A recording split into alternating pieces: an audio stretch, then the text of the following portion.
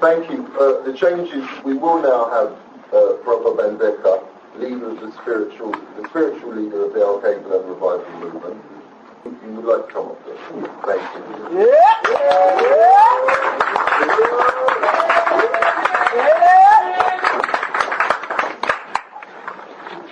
Tendamari, God believe, God believe, God believe, God believe, God believe, God believe, Mosiah live, Mosiah live, Mosiah live, Mosiah live.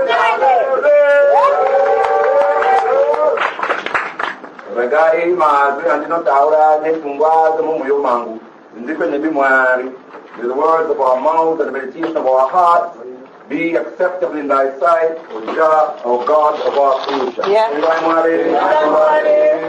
Royal elders, queens and kings, princesses and princes of great Mama Africa, I bring greetings on behalf of the Alkebu-Lan revivalist movement, and we bring greetings with all these in the most precious, powerful and bountiful name of our motherland, Alkebu-Lan, Mama Africa, in the sacred spirits of our most gracious ancestors, and in a prayer for oneness, hope and prosperity for all African people on the face of Mother Earth. Before any further, brothers and sisters, it's a matter of good manners that I should thank the Mosiah Garvey organizing committee for being so gracious as to allow us to assume a role on the, thank you very much, sister, on the platform this evening on this most important topic. Brothers and sisters, I'll be as quick as I possibly can. There's much to say on the subject of Papa Garvey's religious ideas and action.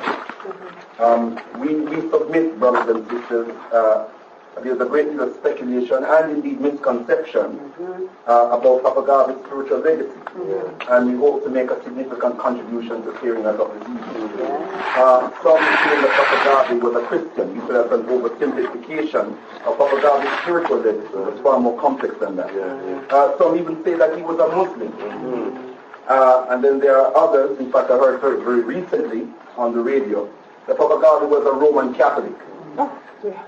Now, I must say before I go any further, that this claim was made in 1987 at a so-called ecumenical service in remembrance of Mosiah Garvey, in fact in celebration of the centenary of his birth, at the Holy Trinity Cathedral in Jamaica, its Catholic establishment, in the presence of the Prime Minister, so-called Prime Minister, Minister of the Opposition, etc. And it caused great consternation throughout the island of Jamaica. People like Mama Samad, who an elder, she's 85 years old, and I've had the pleasure of meeting her myself, in fact visiting her home in the year 2000.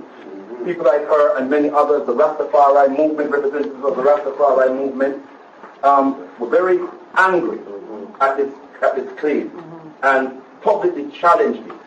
In fact, there's an elder by the name of Roy Carson, who said that he actually knew Papa Garvey himself and had not missed more than 3 or 4 speeches of Papa Garvey on religion in the 9 years that he was interacting with him very closely, and never heard that Papa Garvey was supposed to have been a Roman Catholic.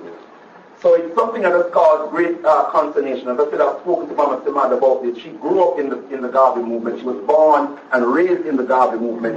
And it's something that angered her tremendously. In fact, the person who made this claim on the radio had invited an expert, a white expert, who could not confirm, in fact, refuted the notion that Papa Garvey was a Roman Catholic. So we would like to put that to the side if we may, and move on.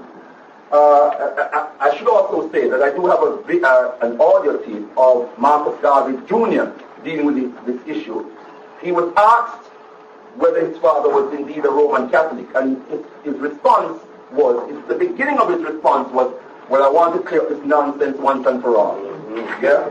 And then he went on to try and put his father's spiritual legacy into some kind of context.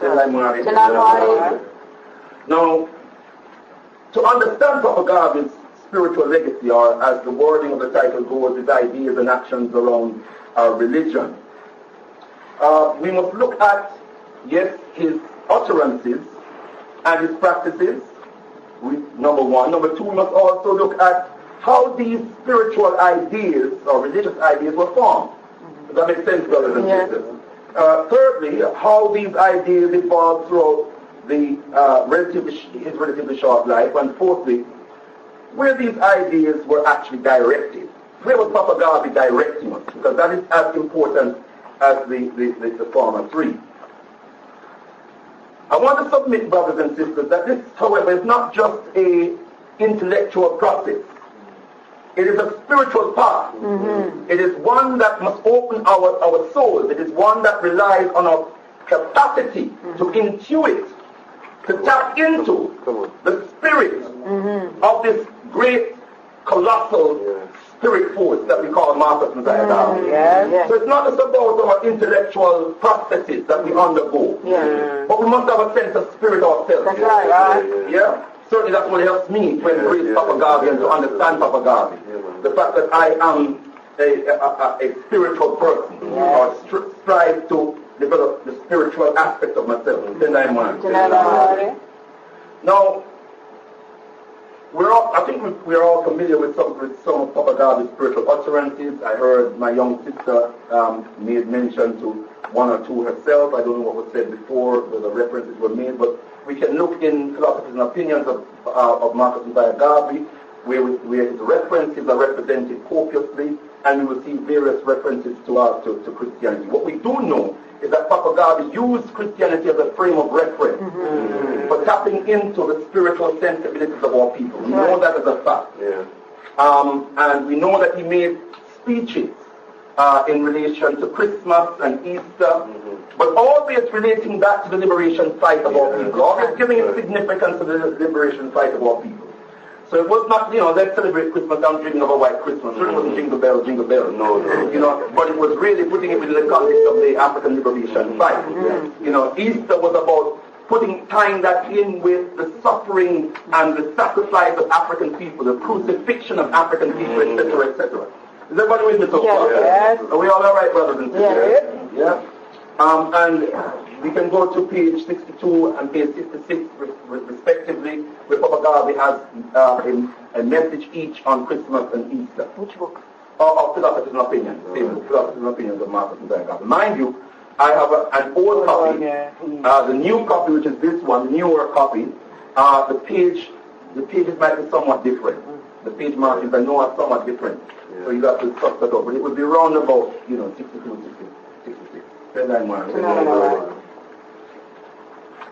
At the same time, we will find that Papa Garvey was scathing about Christianity at times, punishing about Christianity, and even at times condemned and dismissed Christianity as the white man's religion. Now, I'll come back to that, the evidence of that. But let me just move to the next phase, which is how his religious ideas, his spiritual ideas were formed. Papa Garvey was raised in a Christian home. He, in fact, described his mother as a sober and conscientious Christian woman.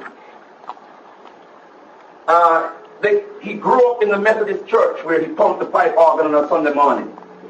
Yeah? That was the home he grew up in. That was the religion he grew up in. But that also had a context. And it's a context that we must understand if we must understand Papa Garvey's spiritual legacy. We must understand that Jamaica had been made a Christian country by the enslavers of our ancestors and the contemporary colonizers of our ancestors. Are you all with me, brothers? And that therefore the families overwhelmingly in Jamaica were steeped in the Christian religion. We must look also at the role of Christianity in post-slavery Jamaica, because Papa Garvey was a product of that.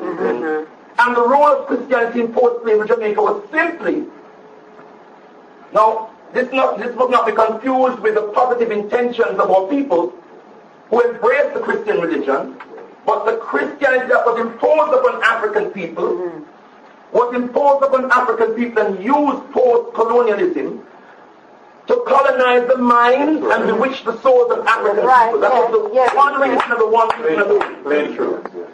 Because we had to be, because after slavery, remember Bro.Ldr.Mbandaka was born 50 years after the so-called abolition of slavery.